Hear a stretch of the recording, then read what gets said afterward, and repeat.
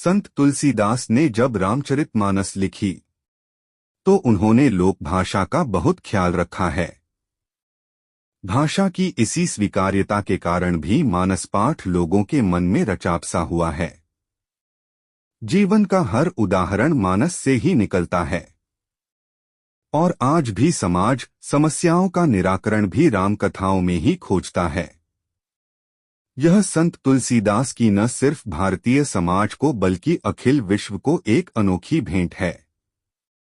उन्होंने रामकथा कहते हुए इसकी चौपाई दोहों में सिर्फ अलंकार जड़ने के लिए ऐसे ऐसे शब्दों का प्रयोग किया है जिनका वर्णन किया जाए तो पता चलता है कि एक रामकथा में कई अलग अलग कथाएं चल रही हैं। ऐसी ही एक कथा शिवजी से जुड़ी है। रामचरितमानस के बालकांड में संत तुलसीदास ने श्री राम बारात का वर्णन करते हुए एक जगह शिवजी को 15 नेत्रों वाला कहा है। उन्होंने एक चौपाई में उन्हें नयन पंचदश कहकर पुकारा है। उन्होंने न सिर्फ शिवजी को बल्कि अन्य देवताओं को भी उनकी आंखों की संख्या से पुकारा है।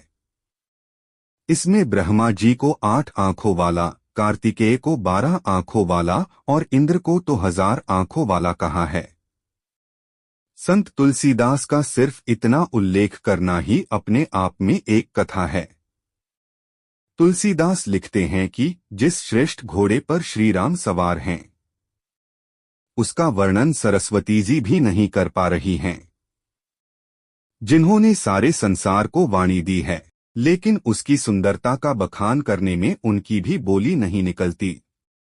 वहीं महादेव शंकर जी श्री राम के रूप में ऐसे अनुरक्त हुए कि उन्हें अपने 15 नेत्र इस समय बहुत ही प्यारे लगने लगे।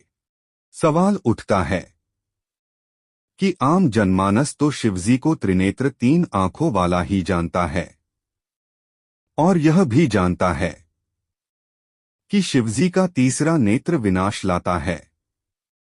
इसी नेत्र से उन्होंने कामदेव को भस्म कर दिया था। फिर तुलसीदास ने मानस में उन्हें 15 नेत्रों वाला कैसे कह दिया? असल में तुलसीदास ने शिवजी को यहाँ पंचमुखी शिव कहा है। पौराणिक आख्यानों में भी महादेव शिव के 5 मुखों का वर्णन है। भारत में जगह जगह शिव के पंचमुखी मंदिर मिल जाएंगे। रुद्राक्ष में भी पंचमुखी रुद्राक्ष का बहुत महत्व है। असल में शिवजी के विषय में वर्णन करने वाले शिव पुराण में उन्हें पंचानन कहा गया है, यानी शिवजी के 5 मुख बताए गए हैं। इसी आधार पर तुलसीदास ने उनके 15 नेत्र गिन लिए हैं, यानी कि हर मुख पर 3 आंखें। इसीलिए मानस के इस प्रसंग में उन्हें नयन पंचदश कहा गया है। महादेव शिव के 5 मुख वाले स्वरूप को पंचमुख या पंचानन कहा जाता है। शिवजी के ये अलग अलग मुख 5 तत्वों और 5 दिशाओं के प्रतीक है।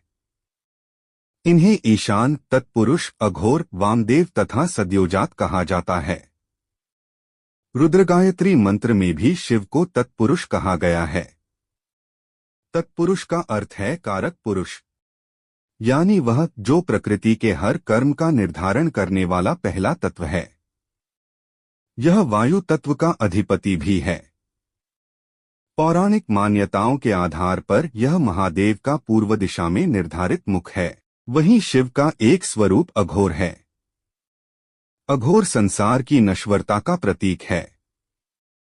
जन्म के बाद मरण की अनिवार्यता और फिर जन्म के चक्र को समझाने वाला अघोर ही है। इसीलिए इसका स्वरूप भयानक है।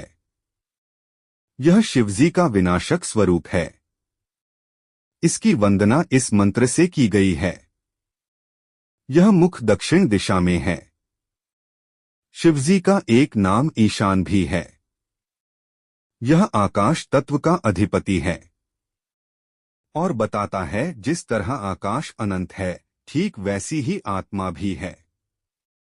उसका कोई अंत नहीं है और न ही कोई उसका अंत कर सकता है। आत्मा एक ऊर्जा है और वही ऊर्जा शिव है। ईशान का एक अर्थ स्वामी भी होता है। शिवजी की यह मुख आकाश की दिशा में ऊपर की ओर है।